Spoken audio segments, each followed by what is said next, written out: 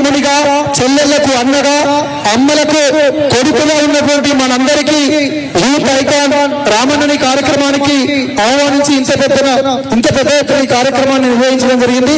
ఈ కార్యక్రమానికి అధ్యక్షత అక్క మాజీ కార్పొరేటర్ నవతారెడ్డి గారిని వహించవలసిందిగా కోరుతున్నాను. జై తెలంగాణ, జై తెలంగాణ. షేర్లింగంపల్లి నియోజకవర్గం చందానగర్ డివిజన్ లో ఒక రోజు ముందే మనం మహిళా దినోత్సవం జరుపుకున్నందుకు దానికి ముఖ్య అతిథిగా విచ్చేసిన కేటీఆర్ గారికి, కృష్ణారావు గారికి, సబితమ్మ గారికి, సునీతమ్మ గారికి, సింధు గారికి, సాయిబాబా గారికి, మాధవరం రంగారావు గారికి, పాండ్రంగ రెడ్డి గారికి, డయాస్ మీద ఉన్న పెద్దలందరికీ కూడా పేరు పేరున నమస్కారాలు తెలియజేస్తున్నాము. ఈరోజు నేను యొక్క స్టేజ్ మీద ఉన్నాను అంటే దానికి కేవలం రామన్ననే కారణం. ఎందుకంటే 2016లో ఒక మహిళగా రాజకీయంగా అరంగేట్రం చేపించి నాకు కార్పొరేటర్ టికెట్ ఇచ్చి గెలిపించినందుకు ఈరోజు రామన్నకు నేను ప్రత్యేకంగా ధన్యవాదాలు తెలియజేస్తున్నాను. ఎందుకంటే మహిళా దినోత్సవం ఎందుకు జరుపుకుంటారంటే అన్ని రంగాల్లో ముందుండాలి, అందరితో సమానంగా ఉండాలనే ఉద్దేశంతో, వాళ్ళకు గౌరవం ఇవ్వాలి అనే ఉద్దేశంతో ఈరోజు ఈ యొక్క మహిళా దినోత్సవం జరుపుకుంటున్నాము.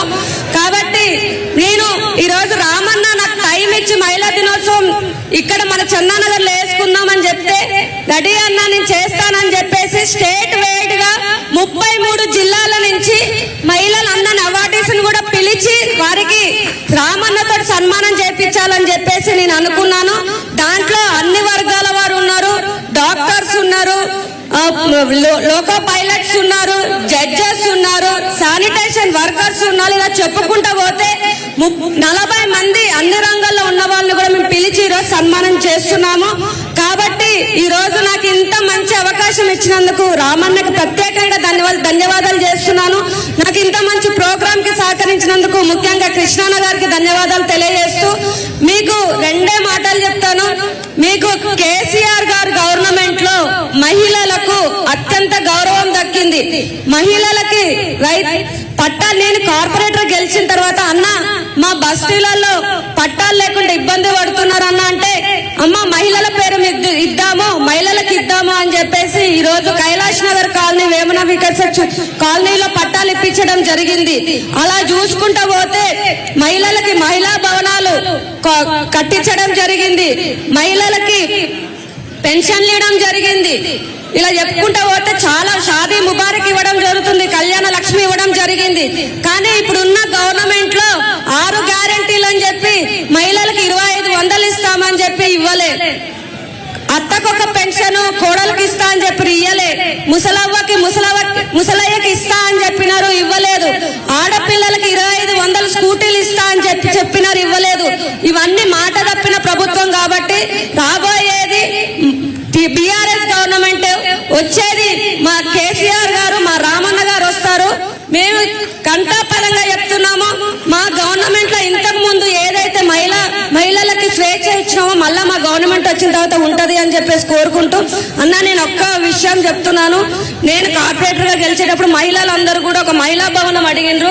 నేను కొట్లాడారు, కబ్జా అయిన ల్యాండ్ కూడా తీసి వాళ్ళకి నేను ఇప్పించడం జరిగి ఈ రోజు వాళ్ళు డ్వాక్రా సంఘాలు నడిపించడం జరుగుతుంది. మన గవర్నమెంట్ లో ఇంకా కావాలి అని చెప్పేసి మహిళా భవనాలకి 4000 గజాల ల్యాండ్ కూడా తీసుకోవడం జరిగింది. కానీ ఈ యొక్క 5 సంవత్సరాలలో ఈ యొక్క ఎమ్మెల్యే ఒక ల్యాండ్ ని కబ్జాదారులకు ఇవ్వడం జరుగుతుంది. మన ప్రభుత్వం వచ్చిన తర్వాత ఆ ల్యాండ్ ని కాపాడి ముఖ్యంగా మహిళలకి మహిళా భవనం కట్టించాలని చెప్పేసి మీకు మాట ఇవ్వాలని చెప్పేసి మా చందానగర్ డివిజన్ తరఫున నేను కోరుకుంటున్నా అన్న. కాబట్టి ఈ యొక్క అవకాశం ఇచ్చినందుకు అందరికీ కూడా ప్రత్యేక ధన్యవాదాలు తెలియజేస్తూ కేటీఆర్ అన్నకు కూడా ధన్యవాదాలు తెలియజేస్తున్నా. థ్యాంక్ యూ నవతారెడ్డి గారు. అదే విధంగా ఈ కార్యక్రమాన్ని ఉద్దేశించి మన ఎక్స్ మినిస్టర్ గారు